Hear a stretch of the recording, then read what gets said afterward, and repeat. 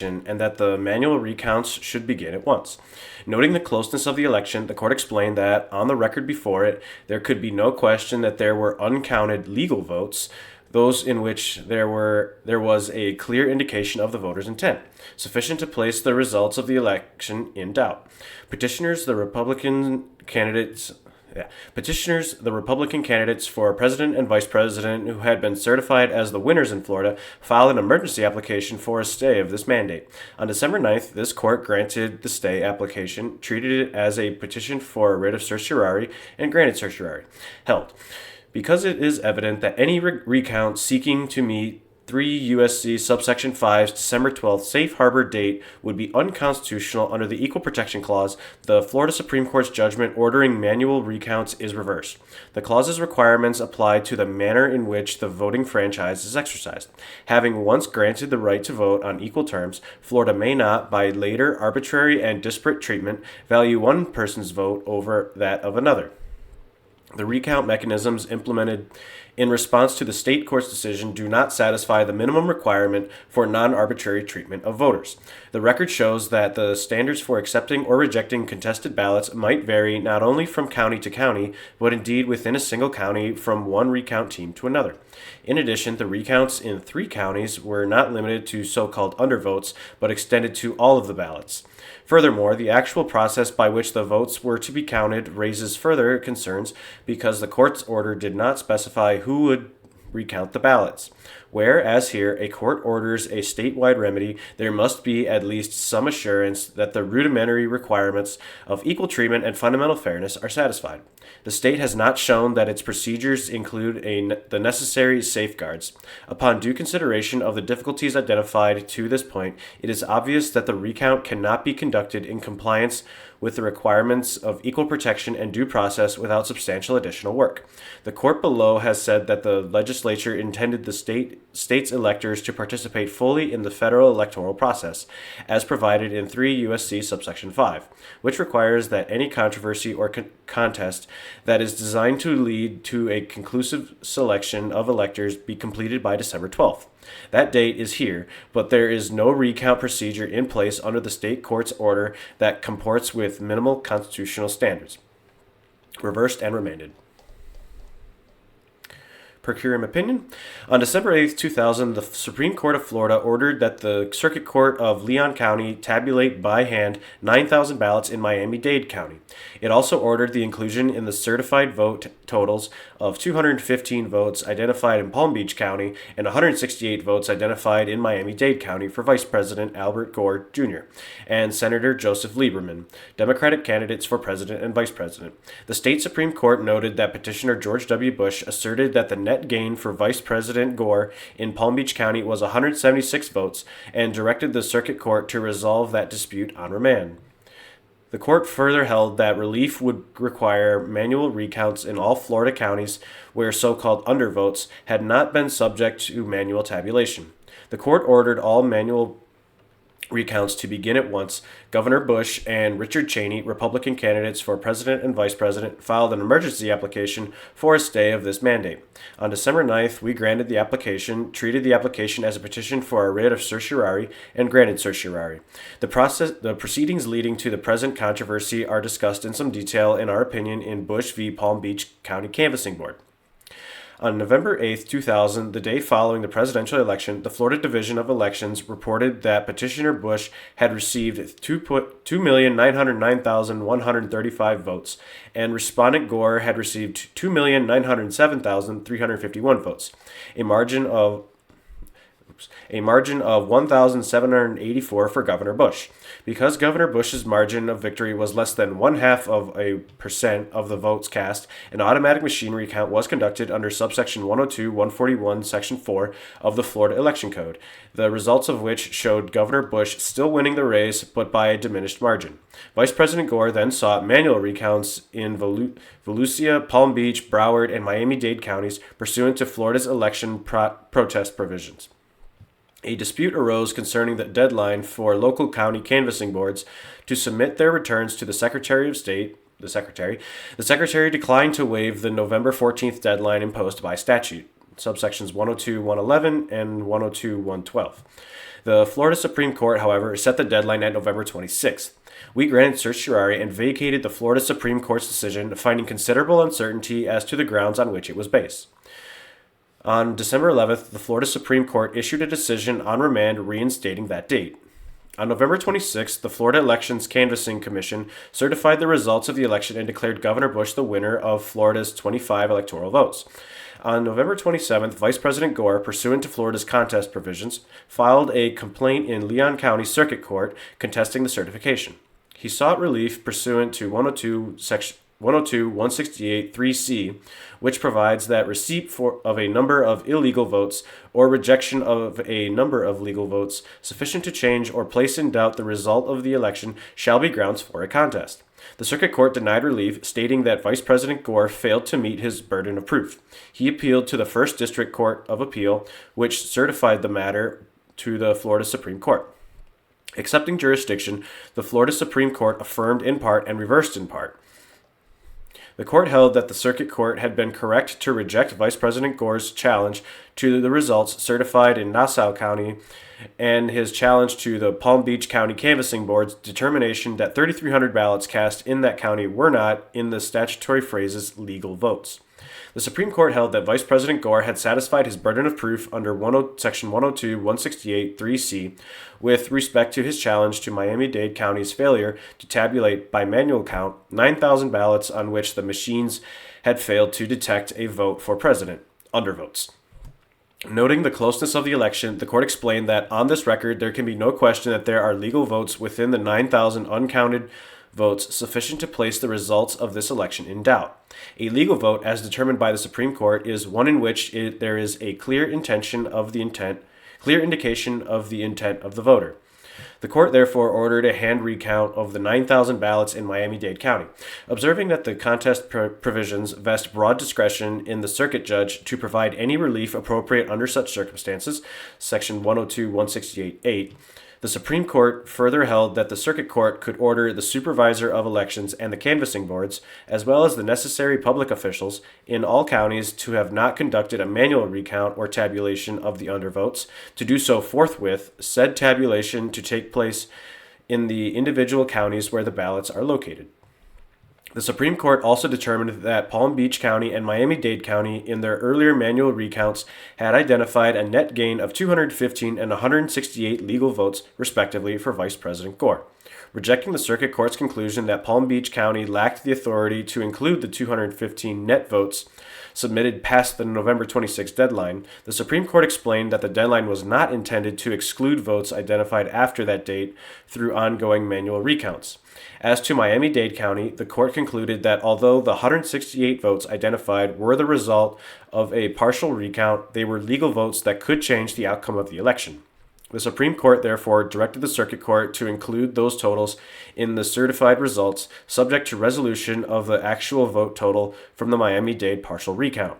The petition presents the following questions: whether the Florida Supreme Court established new standards for resolving presidential election contests, thereby violating Article 2, subsection 1, Clause 2 of the United States Constitution, and failing to comply with 3 U.S.C. subsection 5, and whether the use of standardless manual recounts violates the Equal Protection and Due Process Clauses.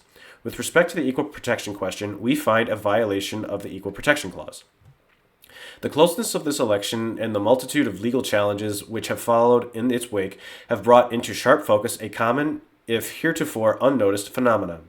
Nationwide statistics reveal that an estimated 2% of ballots cast do not register a vote for president for whatever reason, including deliberately choosing no candidate at all or some voter error, such as voting for 2 candidates or insufficiently marking a ballot.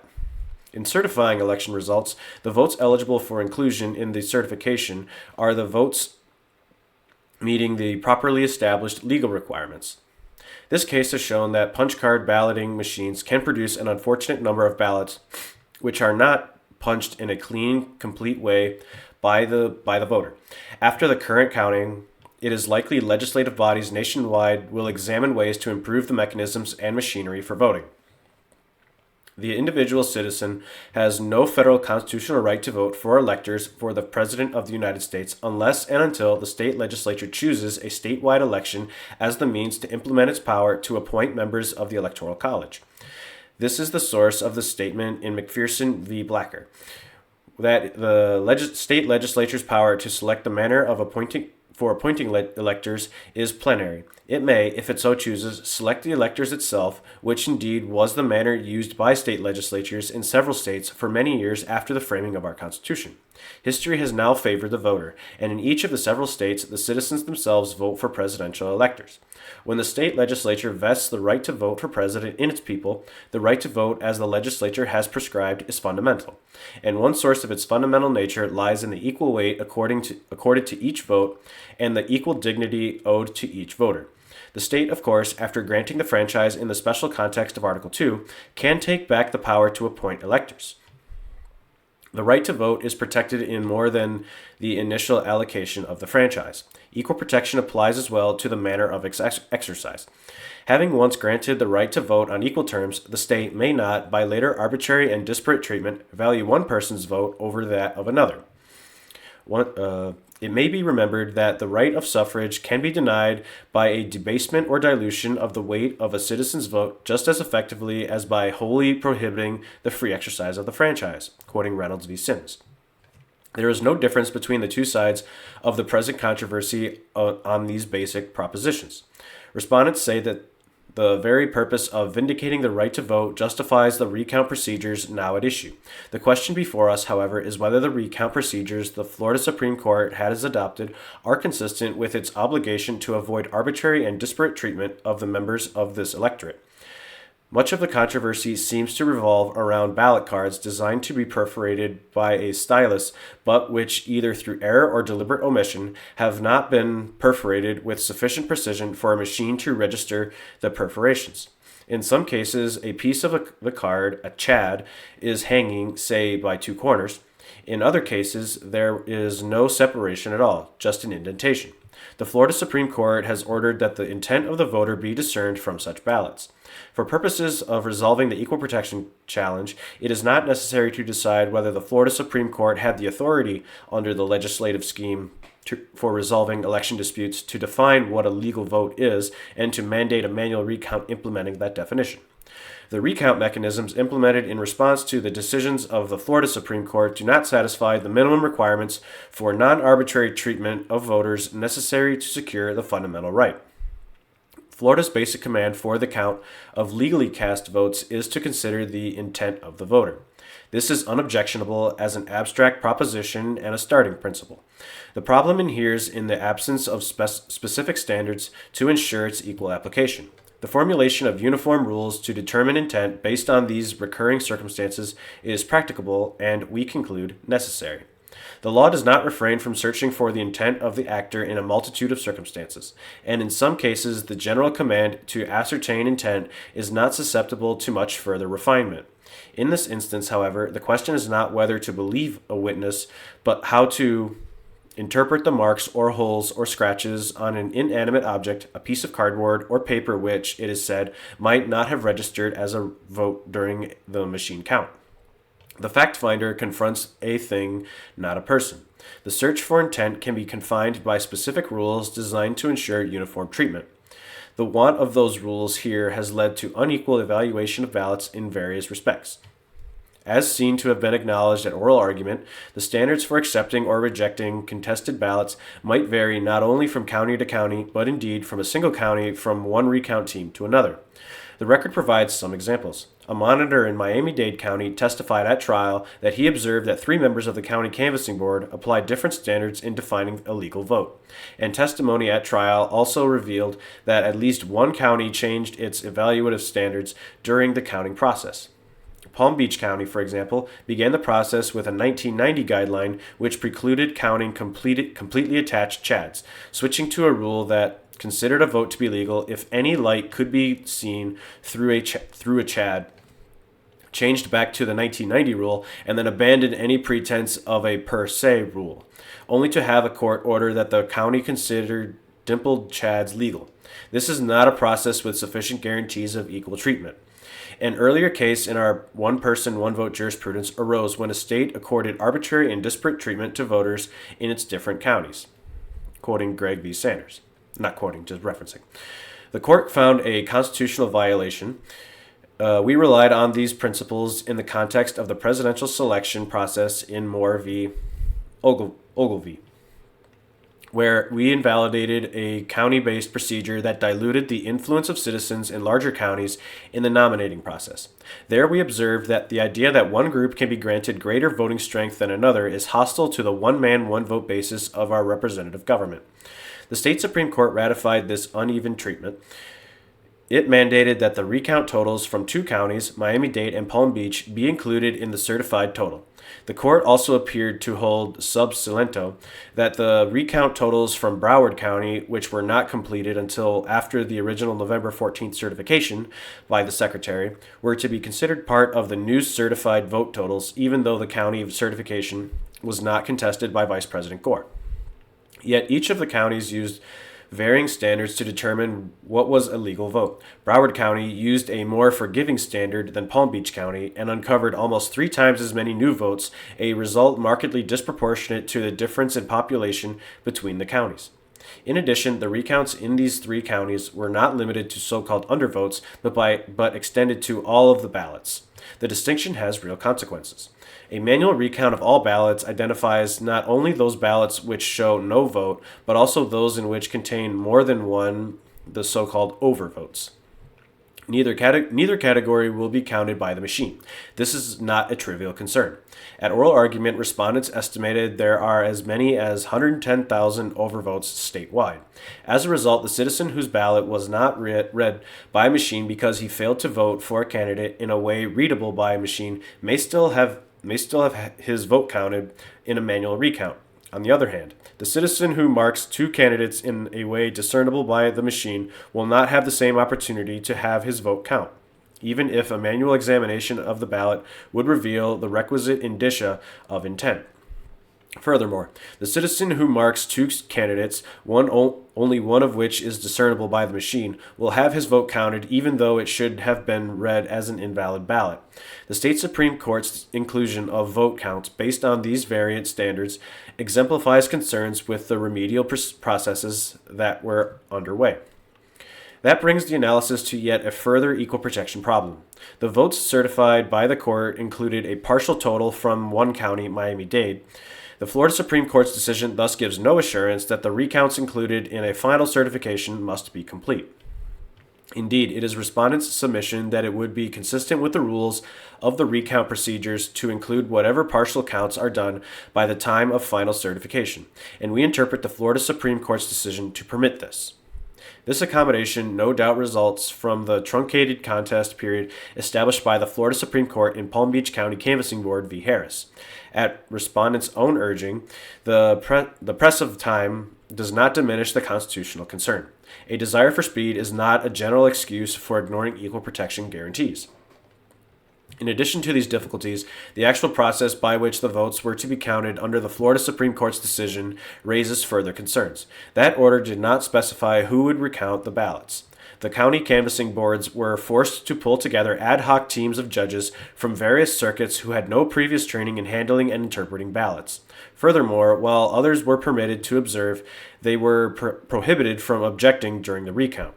The recount process, in its features here described, is inconsistent with the minimum procedures necessary to protect the fundamental right of each voter in the special instance of a statewide recount under the authority of a single state judicial officer. Our consideration is limited to the present circumstances, for the problem of equal protection in election processes generally presents many complexities. The question before the court is not whether local entities, in the exercise of their expertise, may develop different systems for implementing elections. Instead, we are presented with a situation where a state court, with the power to assure uniformity, has ordered a statewide recount with minimal procedural safeguards. When a court orders a statewide remedy, there must be at least some assurance that the rudimentary requirements of equal treatment and fundamental fairness are satisfied. Given the court's assessment that the recount process underway was probably being conducted in an unconstitutional manner, the court stayed the order, directing the recount so it could hear this case and render an expedited decision. The contest provision, as it was mandated by the state Supreme Court, is not well calculated to sustain the confidence that all citizens must have in the outcome of elections. The state has not shown that its procedures include the necessary safeguards. The problem, for instance, of the estimated 110,000 overvotes has not been addressed, although Chief Justice Wells called attention to the concern in his dissenting opinion. Upon due consideration of the difficulties identified to this point, it is obvious that the recount cannot be conducted in compliance with the requirements of equal protection and due process without substantial additional framework. It would require not only the adoption of it would require not only the adoption, after opportunity for argument, of adequate statewide standards for determining what is a legal vote and practicable procedures to implement them, but also orderly judicial review of any disputed matters that might arise. In addition, the Secretary has advised that the recount of only a portion of the ballots requires that the vote tabulation equipment be used to screen out undervotes, a function for which the machines were not designed. If a recount of overvotes were also required, perhaps even a second screening would be necessary. Use of the equipment for this purpose and any new software developed for it would have to be evaluated for accuracy by the Secretary as required by Florida State annotated subsection 101.15. The Supreme Court of Florida has said that the legislature intended the state's electors to participate fully in the federal electoral process, as provided in 3 U.S.C. subsection 5. That statute, in turn, requires that any controversy or contest that is designed to lead to a conclusive selection of electors be completed by December 12th. That date is upon us, and there is no recount procedure in place under the state Supreme Court's order that comports with minimal constitutional standards. Because it is evident that any recount seeking to meet the December 12th date will be unconstitutional for the reasons we have discussed, we reverse the judgment of the Supreme Court of Florida ordering a recount to proceed. Seven justices of the court agree that there are constitutional problems with the recount ordered by the Florida Supreme Court that demand a remedy. The only disagreement is as to the remedy.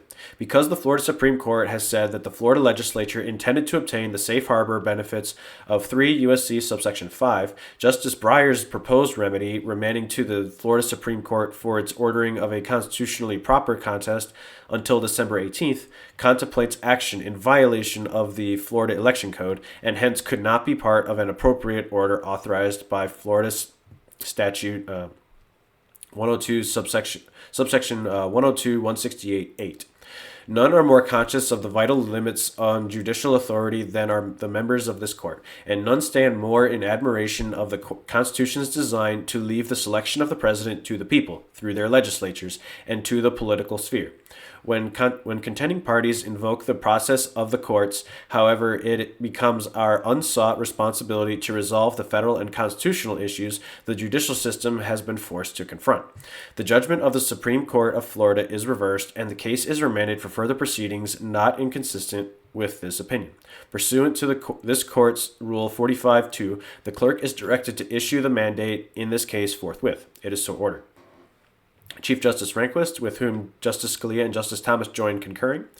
We join the per curiam opinion. We write separately because we believe there are additional grounds that require us to reverse the Florida Supreme Court's decision. We deal here not with an ordinary election, but with an election for the President of the United States. In Burroughs v. United States, we said, while presidential electors are not officers or agents of the federal government, they exercise federal functions under and discharge duties in virtue of authority conferred by the Constitution of the United States. The president is vested with the executive power of the nation. The importance of his election and the vital character of its relationship to and effect upon the welfare and safety of the whole people cannot be too strongly stated. Likewise, in Anderson v. Calabrese, we said, in the context of a presidential election, state-imposed restrictions implicate a uniquely important national interest. For the President and the Vice President of the United States are the only elected officials who represent all the voters in the nation. In most cases, comity and respect for federalism compel us to defer to the decisions of state courts on issues of state law. That practice reflects our understanding that the decisions of state courts are definitive pronouncements of the will of the states as sovereigns. Of course, in ordinary cases, the distribution of powers among the branches of the state's government raises no questions of federal constitutional law, subject to the requirement that the government be Republican in character. But there are a few exceptional cases in which the Constitution imposes a duty to or confers a power on a particular branch of a state government. This is one of them. Article 2, Section 1, Clause 2 provides that each state shall appoint in such manner as the legislature thereof may direct electors for president and vice president. Thus, the text of the election law itself, and not just its interpretation by the courts of the states, takes on independent significance. In McPherson v. Blacker, we explained that Article 2, Subsection 1, Clause 2 conveys the broadest power of determination and leaves it to the legislature exclusively to define the method of appointment.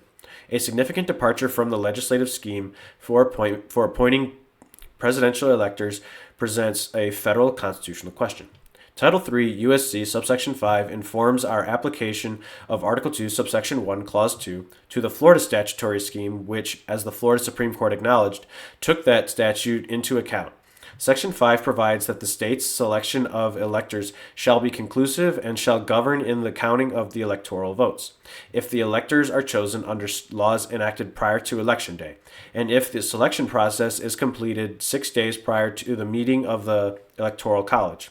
As we noted in Bush v. Palm Beach County Canvassing Board, since subsection 5 contains a principle of federal law that would assure finality of the state's determination if made pursuant to a state law in effect before the election, a legislative wish to take advantage of the safe harbor would counsel against any construction of the election code that Congress might deem to be a change in the law. If we are to respect the legislature's Article 2 powers, therefore, we must ensure that post-election state court actions do not frustrate the legislative desire to attain the safe harbor provided by subsection 5. In Florida, the legislature has chosen to hold statewide elections to appoint the state's 25 electors. Importantly, the legislature has delegated the authority to run the elections and to oversee election disputes to the Secretary of State, the Secretary, and to state circuit courts. Isolated sections of the code may well admit of more than one interpretation, but the general coherence of the legislative scheme may not be altered by judicial interpretation so as to wholly change the statutorily provided appointment of responsibility among these various bodies. In any election but a presidential election, the Florida Supreme Court can give as little or as much deference to Florida's executives as it chooses, so far as Article 2 is concerned, and this court will have no cause to question the court's actions. But with respect to a presidential election, the court must be both mindful of the legislature's role under Article 2 in choosing the manner of appointing electors and deferential to those bodies expressly empowered by the legislature to carry out its constitutional mandate. In order to determine whether a state court has infringed upon the legislature's authority, we necessarily must examine the law of the state as it existed prior to the action of the court. Though we generally defer to state courts on the interpretation of state law, there are, of course, areas in which the Constitution requires this court to undertake an independent, if still deferential, analysis of state law. For example, in NAACP v. Alabama, ex rel. Patterson, it was argued that we were without jurisdiction because the petitioner had not pursued the correct appellate remedy in Alabama's state courts. Petitioner had sought a state law writ of certiorari in the Alabama Supreme Court when a writ of mandamus, according to that court, was proper. We found this state law ground inadequate to defeat our jurisdiction because we were unable to reconcile the procedural holding of the Alabama Supreme Court with prior Alabama precedent. The purported state law ground was so novel in our independent estimation that petitioner cannot fairly be deemed to have been apprised of its existence. 6 years later, we decided Bowie v. City of Columbia, in which the state court had held, contrary to precedent, that the state trespass law applied to black sit-in demonstrators who had consent to enter private property but were then asked to leave. Relying upon NAACP, we concluded that The South Carolina Supreme Court's interpretation of a state penal statute had impermissibly broadened the scope of that statute beyond what a fair reading provided in violation of due process. What we would do in the present case is precisely parallel: hold that the Florida Supreme Court's interpretation of the Florida election laws impermissibly distorted them beyond what a fair reading required, in violation of Article 2. This inquiry does not imply a disrespect for state courts, but rather a respect for the constitutionally prescribed role of state legislatures. To attach definitive weight to the pronouncement of a state court, when the very question at issue is whether the court had actually departed from the statutory meaning, would be to abdicate our responsibility to enforce the explicit requirements of Article 2. Acting pursuant to this constitutional grant of authority, the Florida legislature has created a detailed, if not perfectly crafted, statutory scheme that provides for appointment of presidential electors by direct election.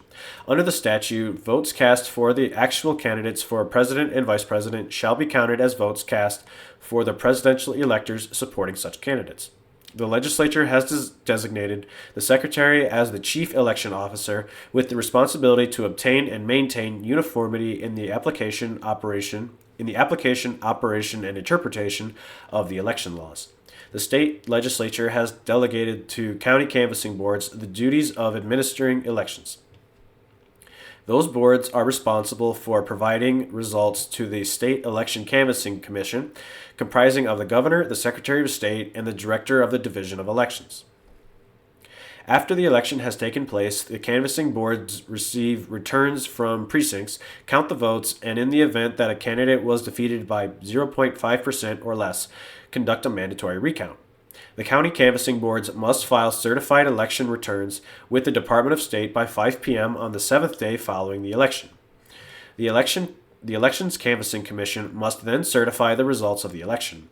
The state legislature has also provided mechanisms both for protesting election returns and for contesting certified election results. Section 102.166 governs protests. Any protest must be filed prior to the certification of election results by the county canvassing board. Once a protest has been filed, the county canvassing board may authorize a manual recount. If a sample recount conducted pursuant to subsection 102.166.5 indicates an error in the vote tabulation which could affect the outcome of the election, the county canvassing board is instructed to A. correct the error and recount the remaining precincts with the vote tabulation system, B. request the Department of State to verify the tabulation software, or C. manually recount all ballots. In the event a canvassing board chooses to conduct a manual recount of all ballots, subsection 102.166.7 prescribes procedures for such a recount. Contests to the certification of an election, on the other hand, are controlled by subsection 102.168. The grounds for contesting an election include receipt of a number of illegal votes or rejection of a number of legal votes sufficient to change or place in doubt the result of the election. Any contest must be filed in the appropriate Florida Circuit Court, and the canvassing board or election board is the proper party defendant. Section 102.168.8 provides that the circuit judge with whom the contest is presented may fashion such orders as he or she deems necessary to ensure that each allegation in the complaint is investigated, examined, or checked to prevent or correct any alleged wrong and to provide any relief appropriate under such circumstances. In presidential elections, the contest period necessarily terminates on the date set by 3 U.S.C. subsection 5 for concluding the state's final determination of election controversies. In its first decision, Palm Beach Canvassing Board v. Harris, the Florida Supreme Court extended the 7-day statutory certification deadline established by the legislature. This modification of the code, by lengthening the protest period, necessarily shortened the contest period for presidential elections. Underlying the extension of the certification deadline and the shortchanging of the contest period was, presumably, the clear implication that certification was a matter of significance. The certified winner would enjoy presumptive validity, making a contest proceeding by the losing candidate an uphill battle. In its latest opinion, however, the court empties certification of virtually all legal consequence during the contest, and in doing so departs from the provisions enacted by the Florida legislature. The court determined that canvassing board's decisions regarding whether to recount ballots past the certification deadline are to be reviewed de novo, although the election code clearly vests discretion whether to recount in the boards and sets strict deadlines subject to the secretary's rejection of late tallies and monetary fines for tardiness. Moreover, the Florida court held that all late vote tallies arriving during the contest period should be automatically included in the certification regardless of the certification deadline, thus virtually eliminating both the deadline and the Secretary's discretion to disregard recounts that violate it. Moreover, the court's interpretation of legal vote, and hence its decision to order a contest period recount, plainly departed from the legislative scheme. Florida statutory law cannot reasonably be thought to require the counting of improperly marked ballots. Each Florida precinct before Election Day provides instructions on how properly to cast a vote. Each polling place on Election Day contains a working model of the voting machine it uses, and each voting booth contains a sample ballot. In precincts using punch card ballots, voters are instructed to punch out the ballot cleanly. After voting, check your ballot card to be sure your voting selections are clearly and cleanly punched and there are no chips left hanging on the back of the chad. No reasonable person would call it an error in the vote tabulation or a rejection of legal votes when electronic or electromechanical equipment performs precisely in the manner designed and fails to count those ballots that are not marked in the manner that these voting instructions explicitly and prominently specify. The scheme that the Florida Supreme Court's opinion attributes to the legislature is one in which machines are required to be capable of correctly counting votes, but which nonetheless regularly produces elections in which legal votes are predictably not tabulated, so that in close elections, manual recounts are regularly required. This is, of course, absurd. The Secretary, who is authorized by law to issue binding interpretations of the Election Code, subsections 97.012 and 106.23, rejected this peculiar reading of the statutes. The Florida Supreme Court, although it must defer to the Secretary's interpretations, rejected her reasonable interpretation and embraced the peculiar one. But as we indicated in our remand of the earlier case, in a presidential election, the clearly expressed intent of the legislature must prevail, and there is no basis for reading the Florida statutes as requiring the counting of improperly marked ballots. As an examination of the Florida Supreme Court's textual analysis shows. We will not parse that analysis here, except to note that the principal provision of the election code on which it relied, subsection 101, 5614, section 5, was, as Chief Justice Wells pointed out in his dissent in Gore v. Harris, entirely irrelevant. The state's attorney general, who was supporting the Gore challenge, confirmed in oral argument here that never before the present election had a manual recount been conducted on the basis of the contention that undervotes should have been examined to determine voter intent. For the court to step away from this established practice prescribed by the Secretary, the state official charged by the legislature with responsibility to obtain and maintain uniformity in the application, operation, and interpretation of the election laws, was to depart from the legislative scheme. The scope and nature of the remedy ordered by the Florida Supreme Court jeopardizes the legislative wish to take advantage of the safe harbor provided by 3 U.S.C. subsection 5. December 12, 2000 is the last date for a final determination of the Florida electors that will satisfy subsection 5. Yet, in the late afternoon of December 8th, 4 days before this deadline, the Supreme Court of Florida ordered recounts of tens of thousands of so-called undervotes spread through 64 of the state's 67 counties. This was done in a search for elusive, perhaps delusive, certainty as to the exact count of 6 million votes. But no one claims that these ballots have not previously been tabulated. They were initially read by voting machines at the time of the election, and thereafter reread by virtue of Florida's automatic recount provision. No one claims there was any fraud in the election. The Supreme Court of Florida ordered this additional recount under the provision of the Election Code, giving the circuit judge the authority to provide relief that is appropriate under such circumstances. Surely, when the Florida legislature empowered the courts of the state to grant appropriate relief, it must have meant relief that would have been that would have become final if by the cutoff date of 3 USC subsection 5.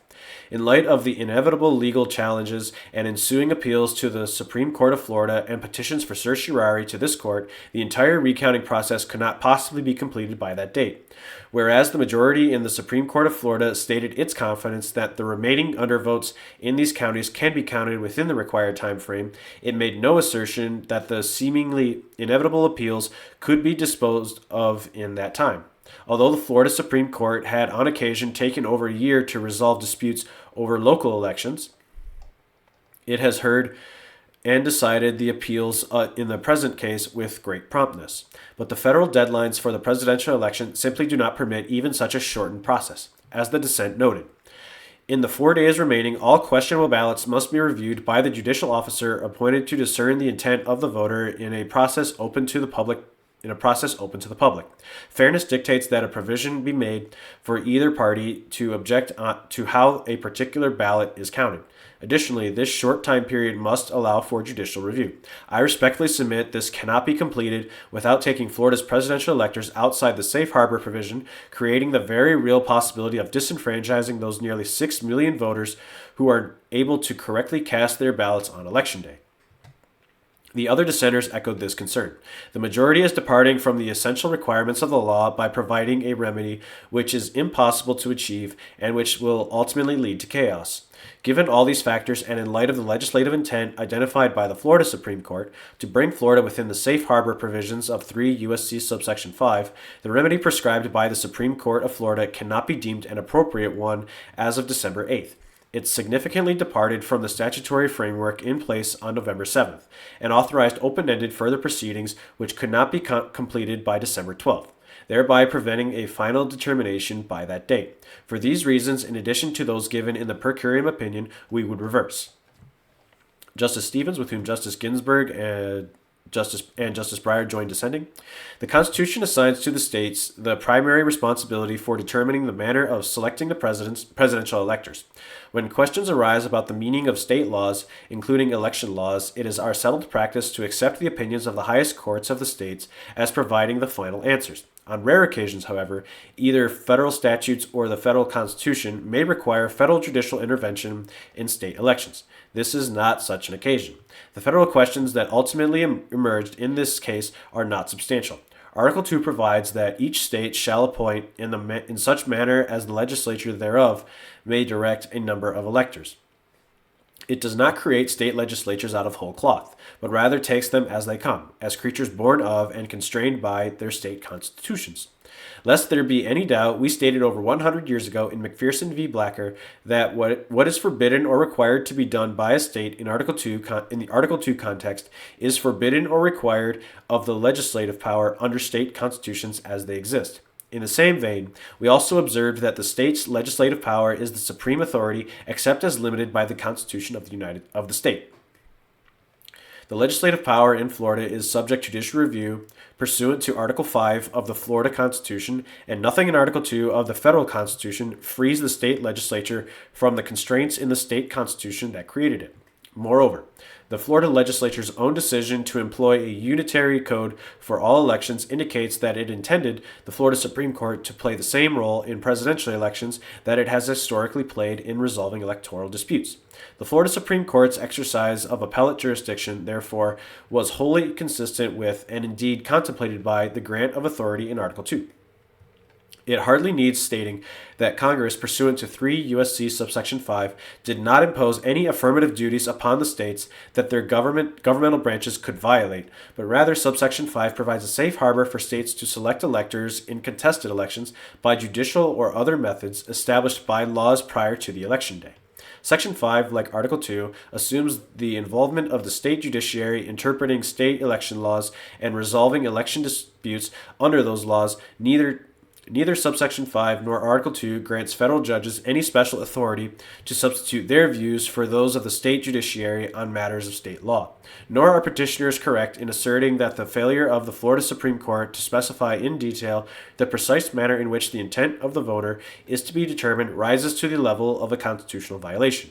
We found such a violation when individual votes within the same state were weighted unequally, see Reynolds v. Sims, but we have never before called into question the substantive standard by which a state determines that a vote has been legally cast. And there is no reason to think that the guidance provided to the fact finders, specifically the various canvassing boards, by the intent of the voter standard is any less sufficient or will lead to results any less uniform than, for example, the beyond a reasonable doubt standard employed every day by ordinary citizens in courtrooms across this country. Admittedly, the use of differing substandards for determining voter intent in different counties employing similar voting systems may raise serious concerns. Those concerns are alleviated, if not eliminated, by the fact that a single impartial magistrate will ultimately adjudicate all objections arising from the recount process. Of course, as a general matter, the interpretation of constitutional principles must not be too literal. We must remember that the machinery of government would not work if it were not allowed a little play in its joints.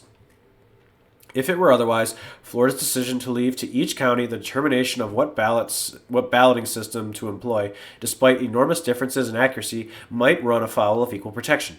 So too might the similar decisions of the vast majority of state legislatures to delegate to local authorities certain decisions with respect to voting systems and ballot design. Even assuming that aspects of the remedial scheme might ultimately be found to violate the Equal Protection Clause, I could not subscribe to the majority's disposition of the case. As the majority explicitly holds, once a state legislature determines to select electors through a popular vote, the right to have one's votes counted is of constitutional stature. As the majority further acknowledges, Florida law holds that all ballots that reveal the intent of the voter constitute valid votes. Recognizing these principles, the majority nonetheless orders the termination of the contest proceeding before all such votes have been tabulated. Under their own reasoning, the appropriate course of action would be to remand to allow more specific procedures for implementing the legislature's uniform general standard to be established. In the interest of finality, however, the majority effectively orders the disenfranchisement of an unknown number of voters whose ballots reveal their intent, and are therefore legal votes under state law, but were for some reason rejected by ballot counting machines. It does so on the basis that the deadline set forth in Title III of the United States Code. It does so on the basis of the deadlines set forth in Title III of the United States Code. But as I have already noted, these provisions merely provide rules of decisions for Congress to follow when selecting among conflicting slates of electors. They do not prohibit a state from counting what the majority concedes to be legal votes until a bona fide winner is determined. Indeed, in 1960, Hawaii appointed two slates of electors, and Congress chose to count the one appointed on January 4, 1961, well after the Title III deadlines. Thus, nothing prevents the majority, even if it properly found an equal protection violation, from ordering relief appropriate to remedy that violation without depriving. Thus, nothing prevents the majority, even if it properly found an equal protection violation, from ordering relief appropriate to remedy that violation without depriving Florida voters of their right to have their votes counted. As the majority notes, a desire for speed is not a general excuse for ignoring equal protection guarantees. Finally, neither in this case nor in its earlier opinion in Palm Beach County Canvassing Board v. Harris did the Florida Supreme Court make any substantive change in Florida electoral law. Its decisions were rooted in long-established precedent and were consistent with the relevant statutory provisions taken as a whole. It did what courts do. It decided the case before it in light of the legislature's intent to leave no legally cast vote uncounted. In doing so, it relied on the sufficiency of the general intent of the voter standard articulated by the state legislature, coupled with a procedure for ultimate review by an impartial judge to resolve the concern about disparate evaluations of contested ballots. If we assume, as I do, that the members of that court and the judges who would have carried out its mandate are impartial, its decision does not even raise a colorable federal question. What must underlie petitioners' entire federal assault on the Florida election procedures is an unstated lack of confidence in the impartiality and capacity of the state judges who would make the critical decisions of if the vote count were to proceed. Otherwise, their position is wholly without merit.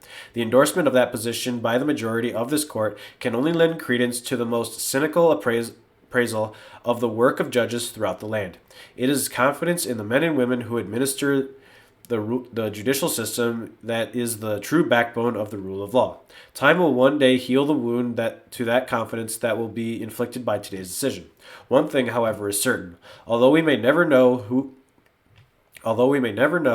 with complete certainty the identity of the winner of this year's presidential election, the identity of the loser is perfectly clear. It is the nation's confidence in the judge as an impartial guardian of the rule of law. I respectfully dissent. Justice Souter, with whom Justice Breyer joins, and with whom Justice Stevens and Justice Ginsburg join, as to all but Part 3 dissenting. The court should not have reviewed either Bush v. Palm Beach County Canvassing Board or this case, and should not have stopped Florida's attempt to recount all undervote ballots by issuing a stay of the Florida Supreme Court's orders during the period of this review. If this court had allowed the state to follow the course indicated by the opinions of its own Supreme Court, it is entirely possible that there would ultimately have been no issue requiring our review, and political tension could have worked itself out in the Congress following the procedure provided in 3 U.S.C. subsection 15. The case being before us, however, its resolution by the majority is another erroneous decision. As will be clear, I am in substantial agreement with the dissenting opinions of Justice Stevens, Justice Ginsburg, and Justice Breyer. I write separately only to say how straightforward the issues before us really are. There are 3 issues: whether the state Supreme Court's interpretation of the statute provided for a contest of the state election results somehow violate 3 U.S.C. subsection 5, whether that court's construction of the state statutory provisions governing contests impermissibly changes a state law from what the state's legislature has provided, in violation of Article 2, subsection 1, Clause 2 of the National Constitution, and whether the manner of interpreting markings on disputed ballots, failing to cause machines to register votes for president, the undervote ballots, violates the equal protection or due process guarantee by the 14th Amendment. None of these issues is difficult to describe or to resolve. The 3 U.S.C. subsection 5 issue is not serious. That provision sets certain conditions for treating a state's certification of presidential electors as conclusive in the event that a dispute over recognizing those electors must be resolved in the Congress under 3 U.S.C. subsection 15. Conclusiveness requires selection under a legal scheme in place before the election, with results determined at least 6 days before the date set for casting electoral votes. But no state is required to conform to subsection 5 if it cannot do that for whatever reason. The sanction for failing to satisfy the conditions of subsection 5 is simply loss of what has been called its safe harbor, and even that determination is to be made, if made anywhere, in the Congress. The second matter here goes to the state Supreme Court's interpretation of certain terms in the state statute governing election contests. There is no question here about the state court's interpretation of the related provisions dealing with the antecedent process of protesting particular vote counts, which was involved in the previous case, Bush v. Palm Beach County Canvassing Board. The issue is whether the judgment of the state Supreme Court has displaced the state legislature's provisions for election contests. Is the law as declared by the court different from the provisions made by the legislature, to which the national constitution commits responsibility for determining how each state's presidential electors are chosen? Bush does not, of course, claim that any judicial act interpreting a statute of uncertain meaning is enough to displace the legislative provision and violate Article 2. Statutes require interpretation, which does not, without more effect, the legislative character of a statute within the meaning of the Constitution. What Bush does argue, as I understand the contention, is that the interpretation of subsection 102.168 was so unreasonable as to transcend the accepted bounds of statutory interpretation, to the point of being a non-judicial act and producing new law untethered to the legislative act in question. The starting point for evaluating the claim that the Florida Supreme Court's interpretation effectively rewrote subsection 102.168 must be the language of the provision on which Gore relies on to show his right to raise this contest, that the previously certified result in Bush's favor was produced by rejection of a number of legal votes sufficient to change or place in doubt the result of the election.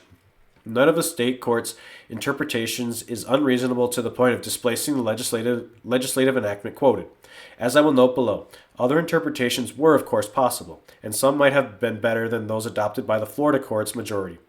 The two dissents from the majority opinion of that court, and various briefs submitted to us set out alternatives. But the majority view is in each instance within the bounds of reasonable interpretation, and the law as declared is consistent with Article 2. 1. The statute does not define a legal vote, the rejection of which may affect the election. The state Supreme Court was therefore required to define it, and in doing that, the court looked to another election statute, subsection 101, 5614, section 5, dealing with damaged or defective ballots, which contained a provision that no vote shall be disregarded if there is a clear indication of the intent of the voter as determined by the canvassing board. The court read that objective of looking to the voter's intent as indicating that the legislature probably meant legal vote, to mean a vote recorded on a ballot indicating what the voter intended. It is perfectly true that the majority might have chosen a different reading. But even so, there is no constitutional violation in following the majority view. Article 2 is unconcerned with mere disagreements about interpretive merits. The Florida court next interpreted rejection to determine what act in the counting process may be attacked in a contest. Again, the statute does not define the term. The court majority read the word to mean simply a failure to count. That reading is certainly within the bounds of common sense, given the objective to give effect to a voter's intent if that can be determined. A different reading, of course, is possible. The majority might have concluded that rejection should refer to machine malfunction, or that a ballot should not be treated as rejected in the absence of wrongdoing by election officials, lest contests be so easy to claim that every election will end up in one. There is, however, nothing non-judicial in the Florida majority's more hospitable reading. The same is true about the court majority's understanding of the phrase votes sufficient to change or place in doubt the result of the election in Florida. The court held that if the uncounted ballots were so numerous that it was reasonable possibly that they contained enough legal votes to swing the election, this contest would be authorized by the statute. While a majority might have thought, as the trial judge did, that a probability, not a possibility, should be necessary to justify a contest, that reading is not required by the statute's text, which says nothing about probability. Whatever people of goodwill and good sense may argue about the merits of the Florida court's reading, there is no warrant for saying that it transcends the limits of reasonable statutory interpretation to the point of supplanting the statute enacted by the legislature within the meaning of Article 2.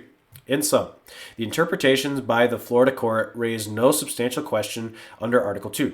That court engaged in permissible construction in determining that Gore had instituted a contest authorized by the state statute, and it proceeded to direct the trial judge to deal with that contest in the exercise of the discretionary powers generously conferred by Florida statute subsection 102.168.8.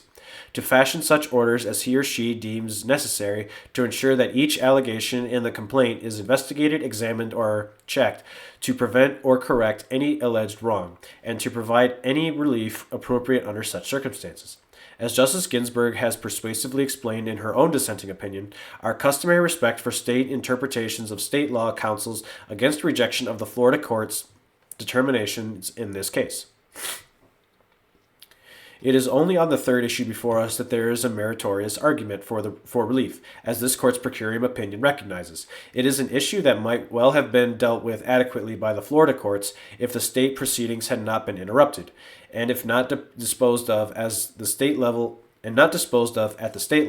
it could have been considered by the Congress in any electoral vote dispute. But because the course of state proceedings has been interrupted, time is short and the issue is before us. I think it's sensible for the court to address it. Petitioners have raised an equal protection claim in the charge that unjustifiably disparate standards are applied in different electoral jurisdictions to otherwise identical facts.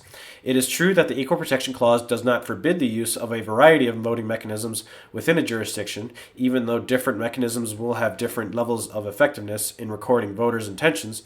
Local variety can be justified by concerns about cost, the potential value of innovation, and so on.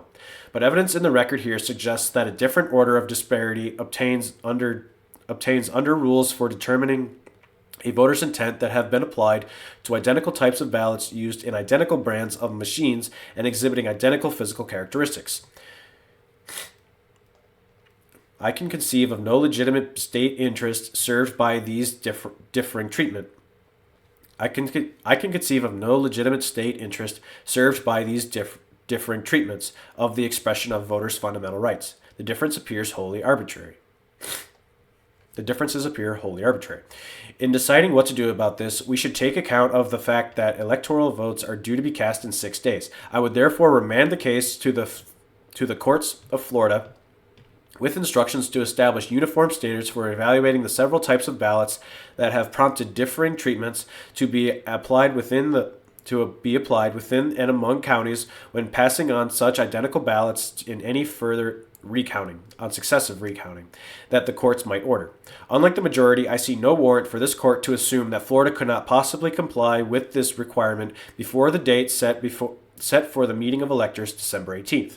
Although one of the dissenting justices of the state Supreme Court estimated that disparate standards potentially affected 170,000 votes, the number at issue is significantly smaller. The 170,000 figure apparently represents all uncounted votes, both undervotes, those for which no presidential choice was recorded by a machine, and overvotes, those rejected because of votes for more than one candidate. But as Justice Breyer has pointed out, no showing has been made of legal overvotes uncounted, and counsel for Gore made an uncontradicted representation to the court that the statewide total of undervotes is about 60,000. To recount these manually would be a tall order, but before this court stayed the effect to do that, the courts of Florida were ready to do their best to get that job done. There is no justification for denying the state the opportunity to try to count all disputed ballots now. I respectfully dissent. Justice Ginsburg, with whom Justice Stevens joins, with whom Justice Souter and Justice Breyer joins as to Part 1 dissenting. The Chief Justice acknowledges that provisions of Florida's election code may well admit of more than one interpretation, but instead of respecting the state high court's province to say what the state's election code means, the Chief Justice maintains that Florida's Supreme Court has veered so far from the ordinary practice of judicial review that what it did cannot properly be called judging. My colleagues have offered a reasonable construction of Florida's law. Their construction coincides with the view of one of Florida's 7 Supreme Court justices. I might join the Chief Justice were it my commission to interpret Florida law, but disagreement with the Florida's court's interpretation of its own state law does not warrant the conclusion that the justices of that court have legislated. There is no cause here to believe that the members of Florida's High Court have done less than their mortal best to discharge their oath of office, and no cause to upset their reasoned interpretation of Florida law. This court, more than occasionally, affirms statutory and even constitutional interpretations with which it disagrees. For example, when reviewing challenges to administrative agencies' interpretations of laws they implement, we defer to the agencies unless their interpretation violates the unambiguously expressed intent of Congress, quoting Chevron. We do so in the face of the Declaration in Article 1 of the United States Constitution that all legislative powers herein granted shall be vested in a Congress of the United States. Surely the Constitution does not call upon us to pay more respect to a federal administrative agency's construction of federal law than to a Surely the Constitution does not call upon us to pay more respect to a federal administrative agency's construction of federal law than to a state high court's interpretation of its own state's law. And not uncommonly, we let stand state court interpretations of federal law with which we might disagree. Notably, in the habeas context, the court adheres to the view that there is no intrinsic reason why the fact that a man is a federal judge should make him more competent or conscientious or learned with respect to federal law than his neighbor in the state courthouse.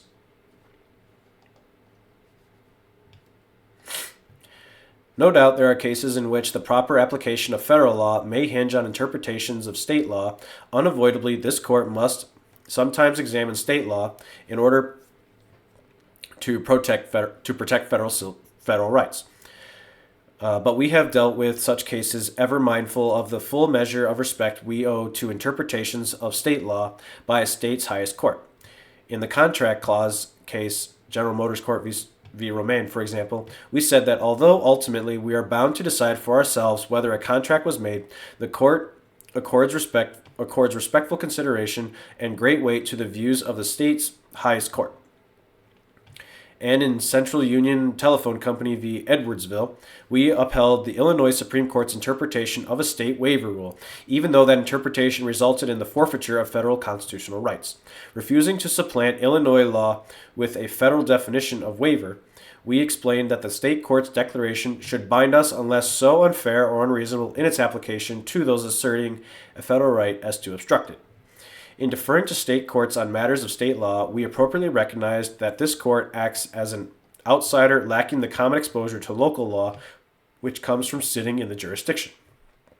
That recognition has sometimes prompted us to resolve doubts about the meaning of state law by certifying issues to a state's highest court, even when federal rights are at stake. Notwithstanding our authority to decide issues of state law underlying federal claims, we have used the certification device to afford state high courts an opportunity to inform us on matters of their own state's law because such restraints help build a cooperative judicial federalism. Just last term in Fiore v. White, we took advantage of Pennsylvania's certification procedure. In that case, a state prisoner brought a federal habeas action claiming that the state had failed to prove an essential element of his charged offense in violation of the Due Process Clause. Instead of resolving the state law question on which the federal claim depended, we certified the question to the Pennsylvania Supreme Court for that court to help determine the proper state law predicate for our determination of the federal constitutional questions raised.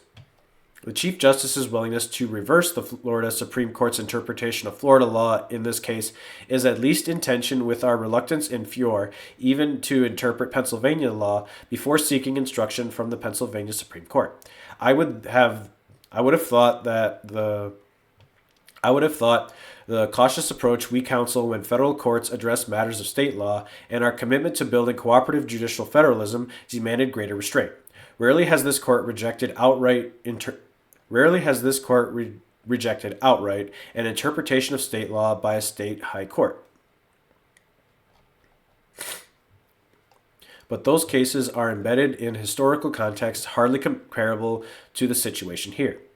Fairfax's Devicey, which held that the Virginia Court of Appeals had misconstrued its own forfeiture laws to deprive a British subject of lands secured to him by federal treaties, occurred amidst vociferous states' rights attacks on the Marshall Court. The Virginia court refused to obey this court's Fairfax's Devicey mandate to enter judgment for the British subject's successor in interest. That refusal led to the court's path-marking decision in Martin v. Hunter's Lessee. Patterson, a case decided 3 months after Cooper v. Aaron, in the face of Southern resistance to the civil rights movement, held that the Alabama Supreme Court had irregularly applied its own procedural rules to deny review of a contempt order against the NAACP arising from its refusal to disclose membership lists. We said that our jurisdiction is not defeated if the non-federal ground relied on by the state court is without any fair or substantial support. Bowie, stemming from the lunch counter sit-in at the height of the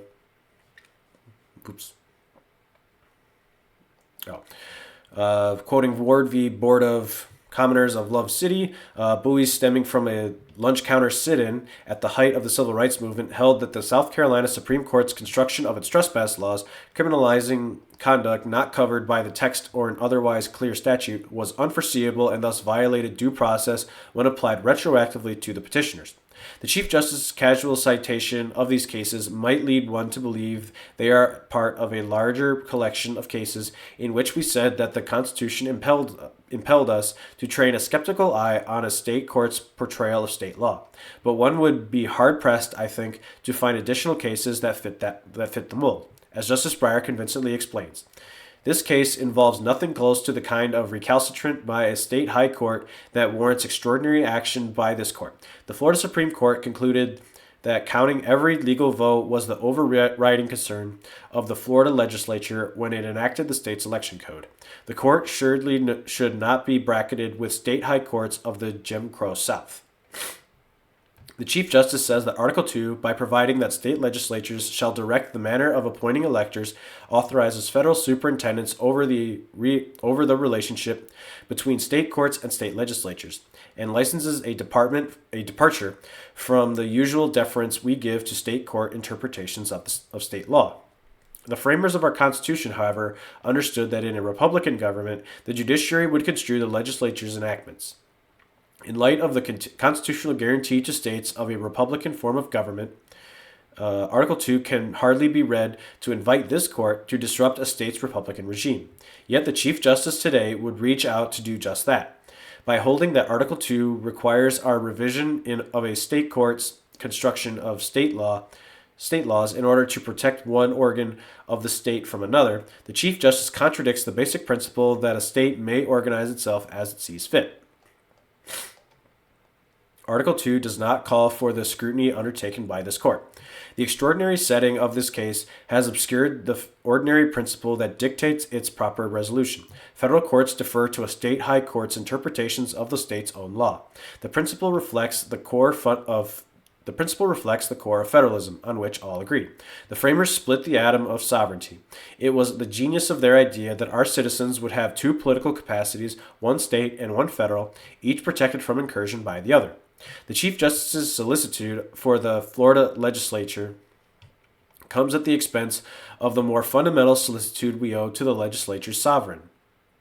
Were the other members of this court as mindful as they generally are of our system of dual sovereignty, they would affirm the judgment of the Florida Supreme Court.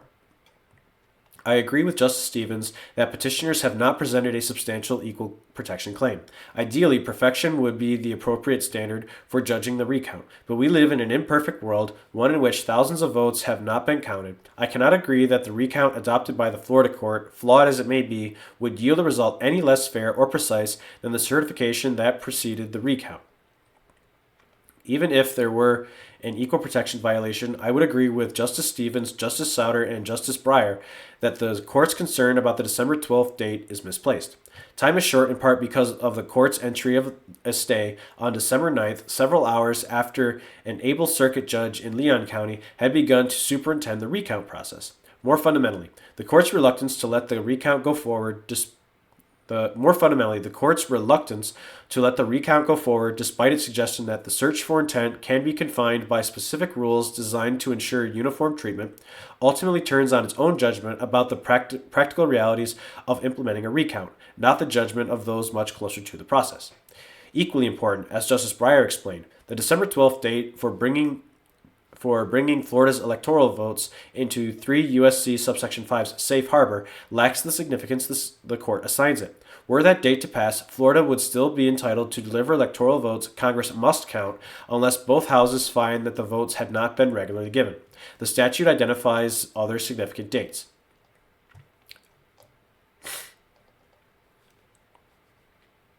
This year, December 27th, as the date on which Congress, if it has not received a state's electoral votes, shall request the state secretary of state to send a certified return immediately. But none of these dates has ultimate significance in light of Congress's detailed provisions for determining on the 6th day of January the validity of electoral votes. The court assumes that time will not permit orderly judicial review of any disputed matters that might arise. But no one has doubted the good faith and diligence with which Florida election officials, attorneys for all sides of this controversy, and the courts of law have performed their duties. Notably, the Florida Supreme Court has produced 2 substantial opinions within 29 hours of oral argument. In sum, the court's conclusion that a constitutionally adequate recount is impractical is a prophecy the court's own judgment will not allow to be tested. Such an untested prophecy should not decide the presidency of the United States. I dissent. Justice Breyer, with whom Justice Stevens and Justice Ginsburg join, except as to Part 1A1, and with whom Justice Souter joins as to Part 1 dissenting. The court was wrong to take this case. It was wrong to grant a stay. It should now vacate that stay and permit the Florida Supreme Court to decide whether the recount should resume. The political implications of this case for the country are momentous, but the federal legal questions presented, with one exception, are insubstantial. The majority raises three equal protection problems with the Florida Supreme Court's recount order. First, the failure to include overvotes in the manual recount. Second, the fact that all ballots, rather than simply the undervotes, were recounted in some but not all counties. And third, the absence of a uniform and specific standard to guide the recounts. As far as the first issue is concerned, petitioners presented no evidence to this court or any Florida court that a manual recount of overvotes would identify additional legal votes. The same is true of the second, and in addition, the majority's reasoning would seem to invalidate any state provision for a manual recount of individual counties in a statewide election. The majority's third concern does not implicate principles of fundamental fairness. The majority concludes that the Equal Protection Clause requires that a manual recount be governed not only by the uniform general standard of the clear intent of the voter, but also by uniform subsidiary standards. For example, a uniform determination whether indented but not perforated undervotes should count.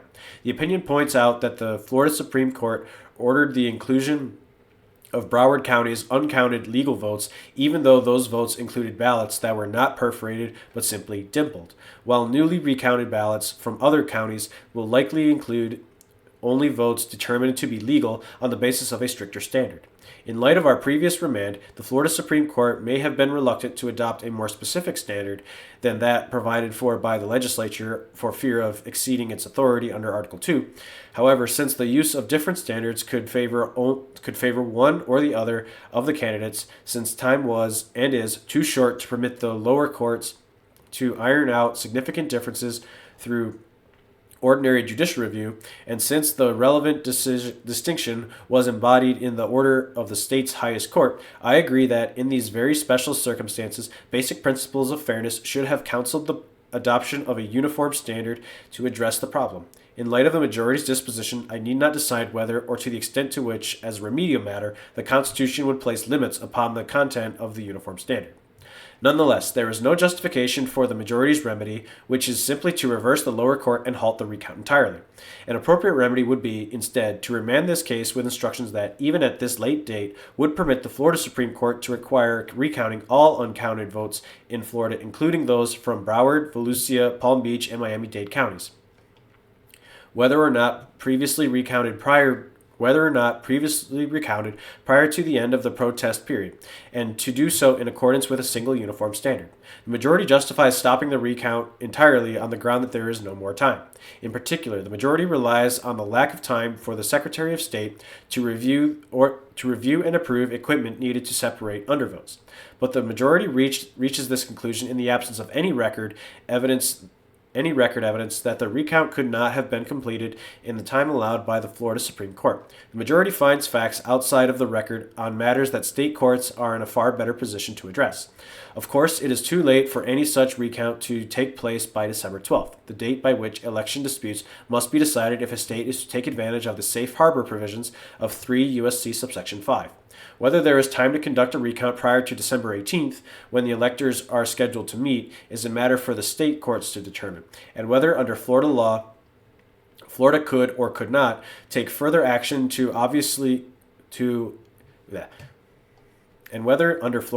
Florida could or could not take further action is obviously a matter for Florida courts, not this court to decide. By halting the manual recount and thus ensuring that the uncounted legal votes will not be counted under any standard, this court crafts a remedy out of proportion to the asserted harm, and that remedy harms the very fairness interests the court is attempting to protect. The manual recount would itself redress the problem of unequal treatment of ballots. As Justice Stevens points out, the ballots of voters in counties that use punch card systems are more likely to be disqualified than those in counties using optical scanning systems. According to recent news reports, variations in the undervote rate are even more pronounced. Thus, in a system that allows counties to use different types of voting systems, voters already arrive at the polls with an unequal chance that their votes will be counted. I do not see how the fact that this results from counties' selection of different voting machines rather than a court order makes the outcome any more fair. Nor do I understand why the Florida Supreme Court's recount order, which helps to redress this inequity, must be entirely prohibited based on a deficiency that could easily be remedied. The remainder of petitioners' claims, which are the focus of the Chief Justice's concurrence, raise no significant federal questions. I cannot agree that the Chief Justice's unusual review of state law in this case is justified by reference either to Article 2, subsection 1, or to 3 U.S.C. subsection 5. Moreover, even were such review proper, the conclusion that the Florida Supreme Court's decision contravenes federal law is untenable. While conceding that, in most cases, comity and respect for federalism compel us to defer to the decisions of state courts on issues of state law, the concurrence relies on some combination of Article 2, subsection 1, and 3 U.S.C. subsection 5 to justify its conclusion that this case is one of the few in which we may lay the fundamental principle aside. The concurrence's primary foundation for this conclusion rests on an appeal to plain text. Article 2, subsection 1's grant of the power to appoint presidential electors to the state's legislature, but neither the text of Article 2 itself nor the only case on the concurrence cites that interprets Article 2, McPherson v. Blacker, leads to the conclusion that Article 2 grants unlimited power to the legislature, devoid of any state constitutional limitations, to select the manner of appointing electors. Nor, as Justice Stevens points out, have we interpreted the federal constitutional provision most analogous to Article 2, subsection 1, Article 1, subsection 4, in the strained manner put forth in the concurrence. The concurrence's treatment of subsection 5 as informing is its interpretation of Article 2, subsection 1, clause 2 is no more convincing.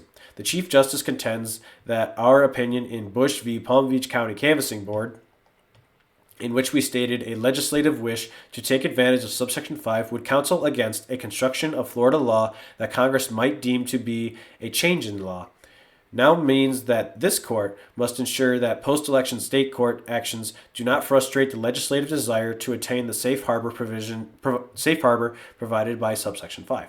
However, subsection 5 is part of the rules that govern Congress's recognition of slates of electors. Nowhere in Bush 1 did we establish that this court had the authority to enforce subsection 5, nor did we suggest that the permissive counsel against could be transformed into the mandatory must ensure. And nowhere did we intimate, as the concurrence does here, that a state court decision that threatens the safe harbor provision of subsection 5 does so in violation of Article 2. The concurrence's logic turns the presumption that legislatures would wish to take advantage of subsection 5's safe harbor provision into a mandate that trumps other statutory provisions and overrides the intent of the legislature that the legislature did express. But in any event, the concurrence, having conducted its review, now reaches the wrong conclusion. It says that the Florida Supreme Court's interpretation of the Florida election laws impermissibly distorted them beyond what a fair reading required in violation of Article 2. But what precisely is the distortion? Apparently, it has three elements. First, the Florida court, in its earlier opinion, changed the election certification date from November 14th to November 26th.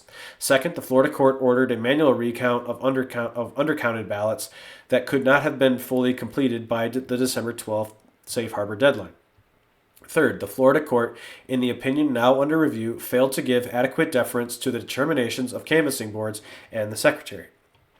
To characterize the first element as a distortion, however, requires the concurrence to second-guess the way in which the state court resolved a plain conflict in the language of different statutes.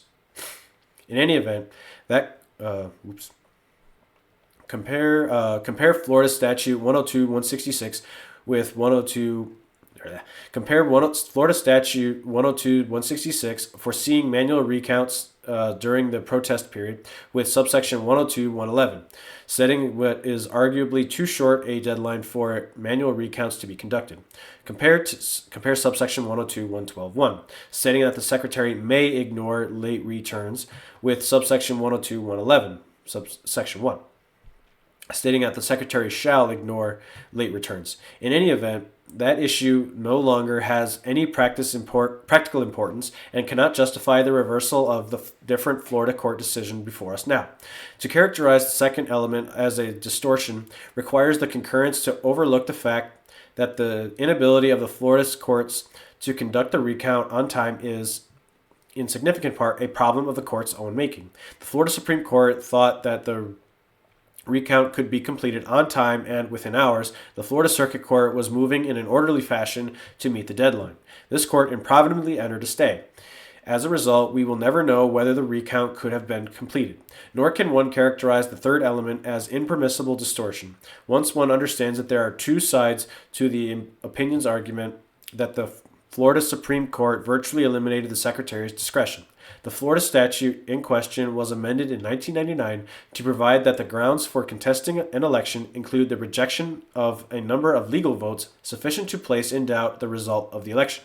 And the parties have argued about the proper meaning of the statute's term legal vote. The Secretary has claimed that a legal vote is a vote properly executed in accordance with the instructions provided to all registered voters. On that interpretation, punch card ballots for which the machines cannot register a vote are not legal votes. The Florida Supreme Court did not accept her definition, but it had a reason. Its reason was that a different provision of Florida election laws says its reason that was that a different provision of Florida election laws, a provision that addresses damaged or defective ballots, says that no vote shall be disregarded if there is a clear indication of the intent of the voter as determined by the canvassing board. Adding the ballot should not be counted if it is impossible to determine the elector's choice. Given this statutory language, certain roughly analogous judicial precedent, for example, Darby v. State ex rel. McCulloch, and somewhat similar determinations by courts throughout the nation, see cases cited the Florida Supreme Court concluded that the term legal vote means a vote recorded on a ballot that clearly reflects what the voter intended. That conclusion differs from the conclusion of the Secretary, but nothing in Florida law requires the Florida Supreme Court to accept as determinative the Secretary's view on such a matter. Nor can one say that the court's ultimate determination is so unreasonable as to amount to a constitutionally impermissible distortion of Florida law. The Florida Supreme Court, applying this definition, decided on the basis of the record that respondents had shown that the ballots undercounted by the voting machines contained enough legal votes to place the results of the election in doubt. Since only a few hundred votes separated the candidates, and since the undercounted ballots numbered tens of thousands, it is difficult to see how anyone could find this conclusion unreasonable, however strict the standard used to measure the voters' clear intent. Nor did this conclusion strip canvassing boards of their discretion. The boards retained their traditional discretionary authority during the protest period, and during the contest period, as the court stated, the canvassing board's actions during the protest period may constitute evidence that a ballot does or does not qualify as a legal vote. Whether a local county canvassing board's discretionary judgment during the protest period not to conduct a whether a local county canvassing board's discretionary judgment during the protest period not to conduct a manual recount will be set aside during a contest period depends upon whether a candidate provides additional evidence that the rejected votes contain enough legal votes to place the outcome of the race in doubt. To limit the local canvassing board's discretion in this way is not to eliminate that discretion, but at the least one could reasonably so believe. The statute goes on to provide the Florida Circuit Judge with authority to fashion such orders as he or she deems necessary to ensure that each allegation is investigated, examined, or checked, and to provide any relief appropriate. The Florida Supreme Court did just that. One might reasonably disagree with the Florida Supreme Court's interpretation of these or other words in the statute, but I do not see how one could call this its plain language interpretation of a 1999 statutory change so misguided as no longer to qualify as judicial interpretation or as usurpation of the authority of the state legislature. Indeed, other state courts have interpreted roughly similar state statutes in similar ways.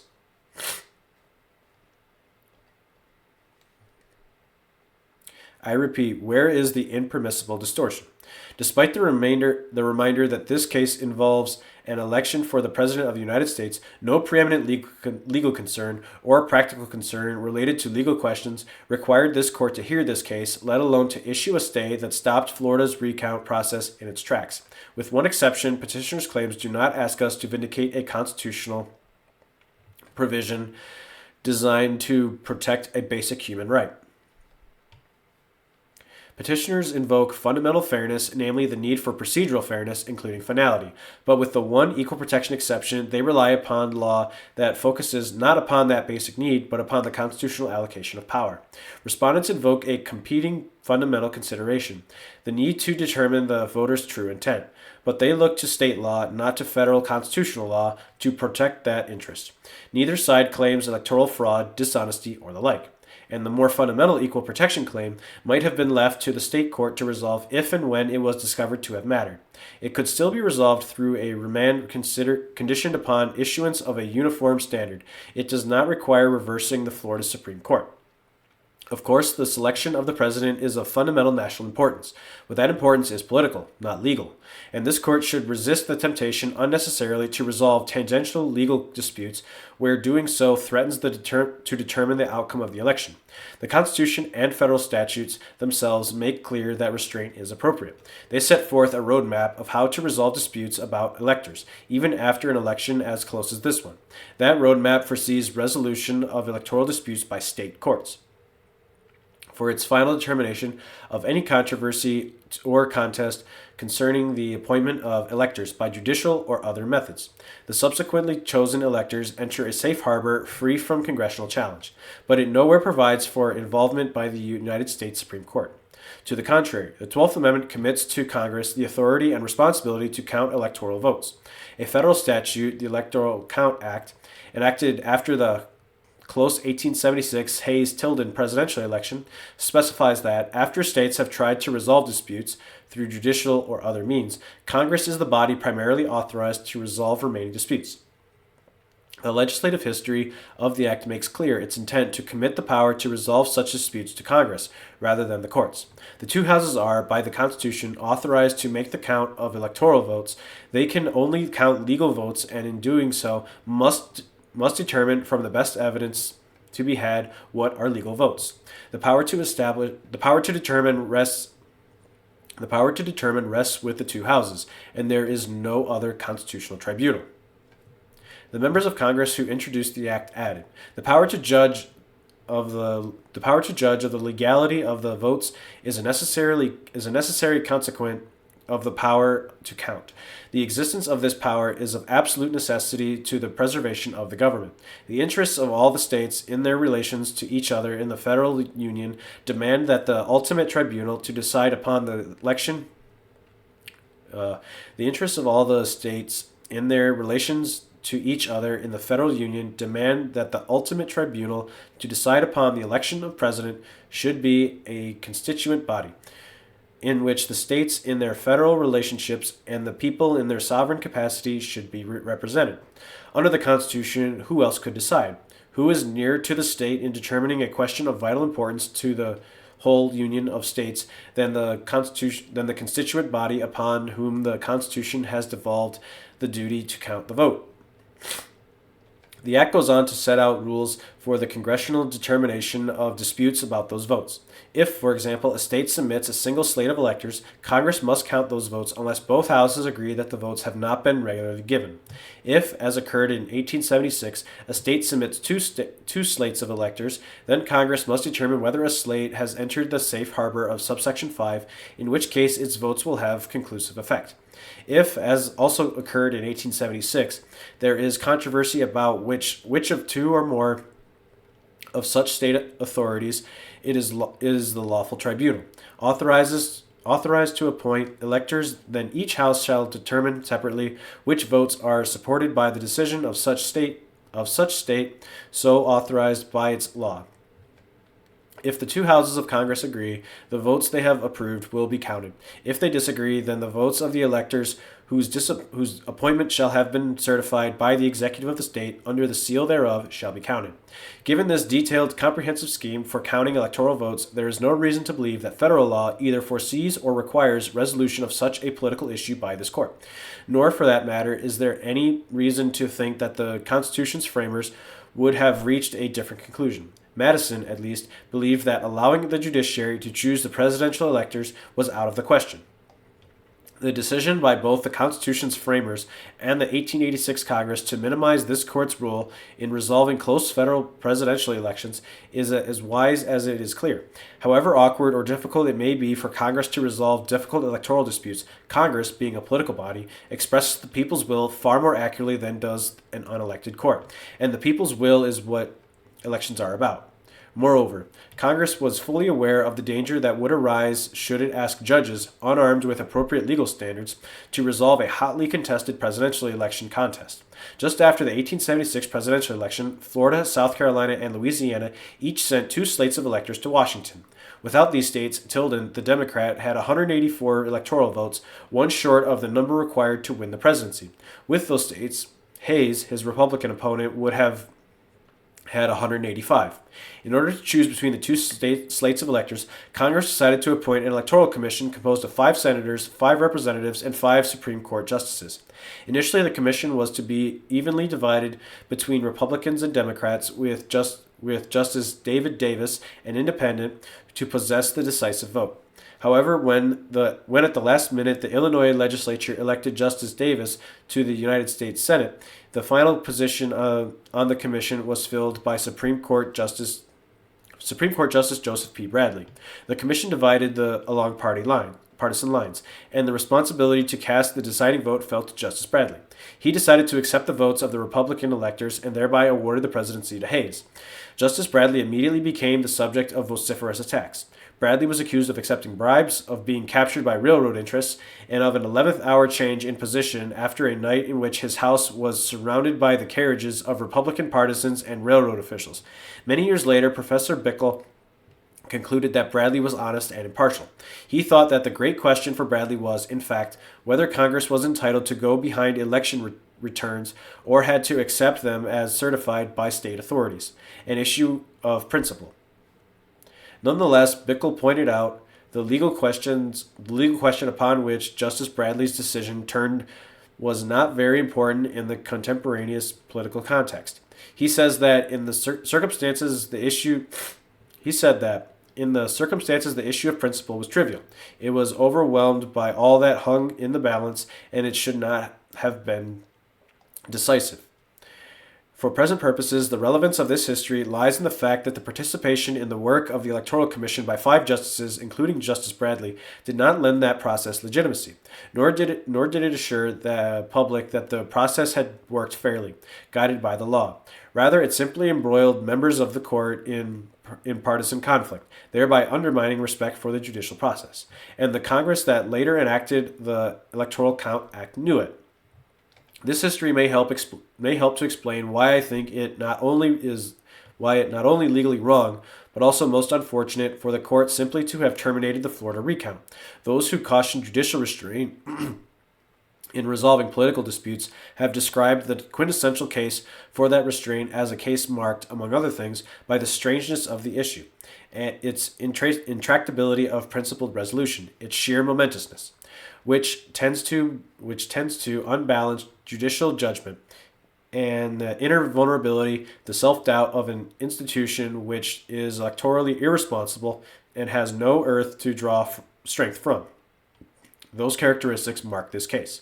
At the same time, as I have said, the court is not acting to vindicate a fundamental constitutional principle, such as the need to protect a basic human liberty. No other strong reason to act is present.